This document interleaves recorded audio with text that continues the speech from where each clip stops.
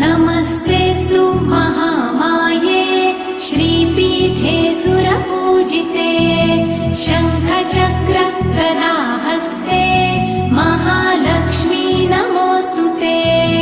नमस्ते गरुडारूढे कोलासुरभयङ्करी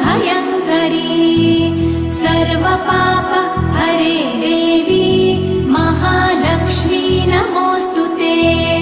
महादेव्यै च विद्महे विष्णुपत्न्यै च धीमहि तन्नो लक्ष्मी प्रचोदयात्।